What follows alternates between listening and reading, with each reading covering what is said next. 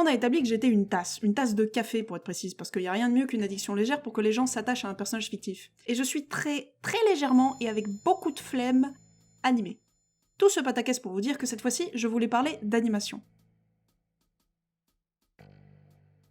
J'ai choisi sans aucun a priori ni raison particulière un film sorti en 85, Star Chaser. On débute cette aventure sur un générique sur fond étoilé... ça me dit quelque chose. Et on enchaîne sans transition avec une explosion d'années 80 dans ta tronche. Ah, nostalgie d'une époque où j'étais même pas née. Donc les méchants sont super méchants, les gentils sont super gentils, on a un héros beau gosse qui est absolument parfait et absolument amoureux d'une nana qui ne sert à rien, des vilains en armure brillante, un tyran masqué, un peuple oppressé jusqu'à l'os. On est parti pour une quête du mal contre le bien classique. Bon, c'est un film qui a 35 ans, hein, j'en attends pas moins. Ni plus d'ailleurs.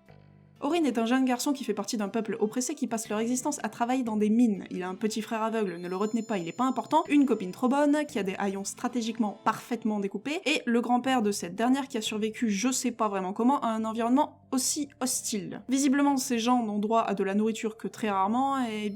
bordel, Orin, t'aurais pu en attraper plus, vous êtes 4. Il continue à travailler dans la joie et la bonne humeur, jusqu'au moment où...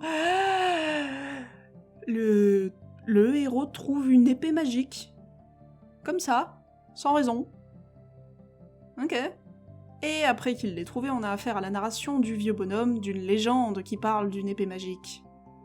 J'aurais aimé entendre tout ça un peu plus tôt, j'avoue. Le papy veut garder ce secret, c'est une arme puissante, il faut pas qu'elle tombe dans de mauvaises mains.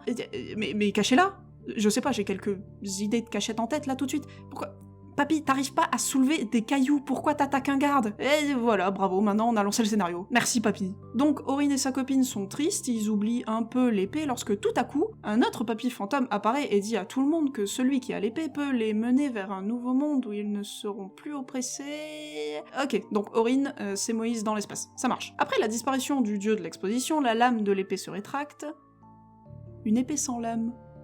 Ça me rappelle un truc. C'est là qu'on se rend compte que certains des esclaves refusent que les choses changent, et en vrai, c'est cool, ça montre la peur du changement que ce genre de situation peut engendrer. Ouais, par contre, le mec fait 2 fois sa taille, le héros ne mange pas, mais il le bat, oui. C'est très vraisemblable. D'ailleurs, il a du bide, en mangeant 1 miche de pain par jour. Ok. Orin abandonne son petit frère que l'on ne reverra jamais d'ici la fin, c'est dire à quel point il est important. I'm not too young. You don't want me because I can't see. T'es les deux, gamin. T'es les deux.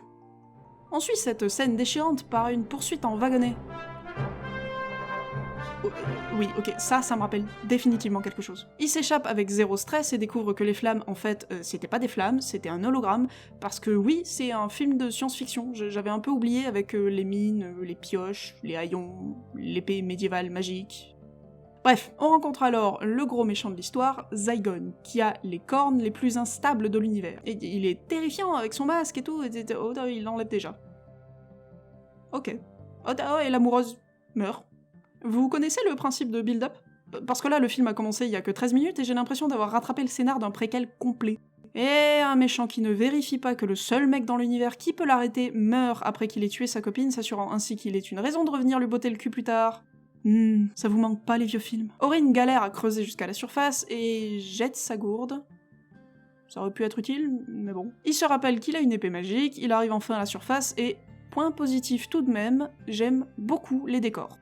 Ça ressemble à du Moebius Leader Price. Il se fait choper par des bestioles moitié humaines, moitié robots, et là aussi j'aime bien les designs. Un des robots humains arrête ses potes avant qu'il ne démembre notre héros, pour au final le faire quand même. Juste 5 minutes plus tard. Logique. Tiens, le bruit de l'épée... Putain, mais ça me rappelle quelque chose, hein. Il est sauvé in extremis par un cow-boy de l'espace charismatique. Ce pistolet, ce costume... Putain, mais je l'ai sur le bout de la langue. Et 3e point positif, ce monstre a l'introduction musicale la plus fancy que j'ai jamais vue. Une espèce de moustique magique essaye de communiquer avec Orin. J'aime pas trop ce que tu fais à cette boule, Orin. Arrête, s'il te plaît. Orin, le cow-boy et le vaisseau avec une intelligence artificielle sassy et humoristique se font poursuivre par des vaisseaux au design intéressant, tiens. Ce son aussi, je le connais. Ça me perturbe, c'est quoi tous ces déjà-vus? Le cow-boy a tout à coup une armée de robots à ses ordres, je vous promets que j'essaye de suivre l'histoire, mais mon cerveau refuse de se concentrer. C'est impressionnant. Ils tombent dans leur course-poursuite sur un robot féminin hyper sexualisé... fais gaffe film, j'aime pas trop le chemin que tu prends là. Le cow-boy veut changer sa personnalité parce qu'elle est trop chiante, son circuit de comportement est dans son cul. Elle lui dit que ça se fait pas, que c'est quand même gênant, il le fait quand même, et elle se pend à son cou à partir de là. Quoi ? C'est super gênant. D'où le film, il est catégorisé pour enfants. Et en plus de ça, après l'avoir rendue super submissive, il va la vendre.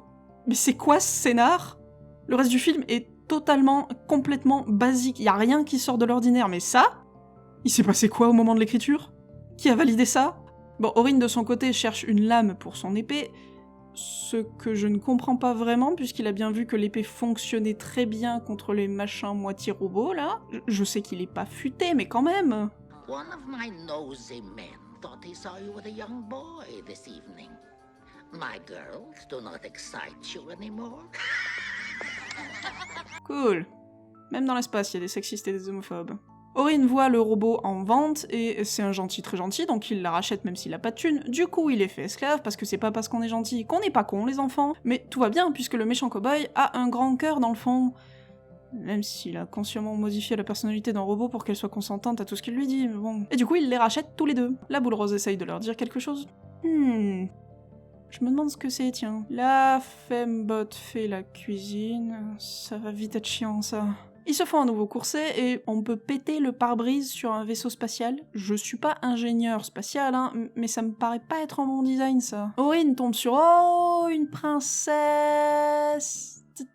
Oh, mais merde, mais je rigolais, c'est vraiment une princesse. Je maintiens que ce film, pour enfants, est abusément sexuel. Orin et la princesse tombent amoureux au premier regard, alors que, d'une, ils se connaissent pas, et de deux, ta copine est morte il y a 2 jours, Orin.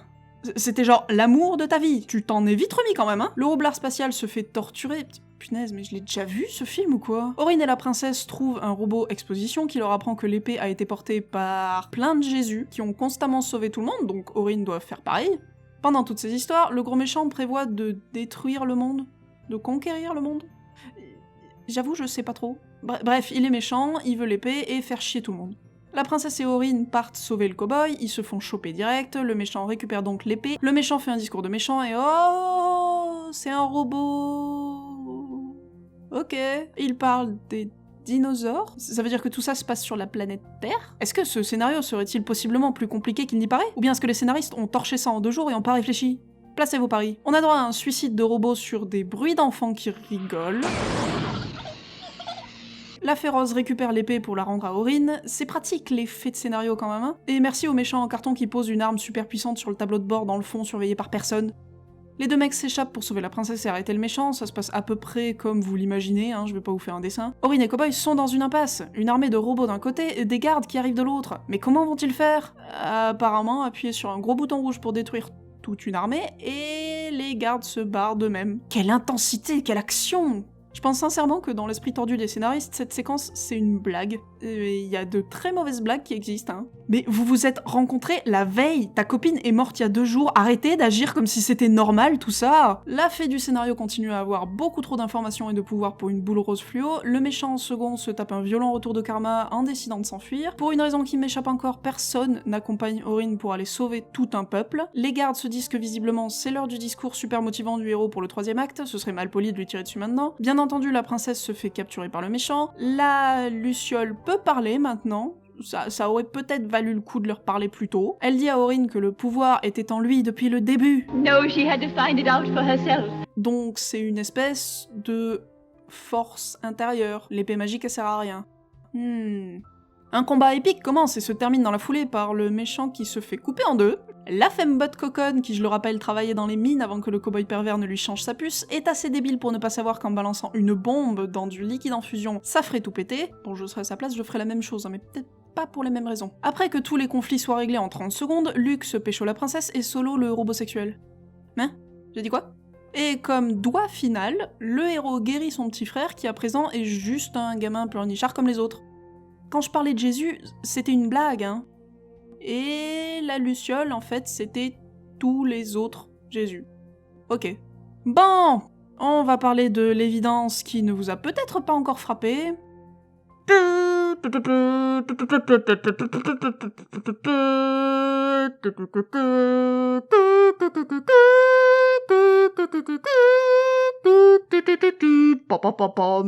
Oui, ce film est un plagiat total de Star Wars. Tout le monde le sait, tout le monde l'a remarqué. Tout le monde l'a remarqué depuis qu'il est sorti. Vous êtes complètement cramés, les mecs. C'est tout sauf subtil. On a des robots géants sur 2 jambes, des designs de vaisseaux Star Wars AliExpress, des bruits de speeder, de X-Wing, de blaster. L'intro se passe dans les étoiles sur une musique à base de cuivre. Le héros, c'est Luke. La princesse, c'est Leila. Le cowboy de l'espace, c'est Han Solo. Le vaisseau, c'est un mélange de C-3PO et Chewbacca. Le méchant masqué, c'est Dark Vador. L'épée, c'est un putain de sabre laser. Il y a des éléments piqués à Star Trek,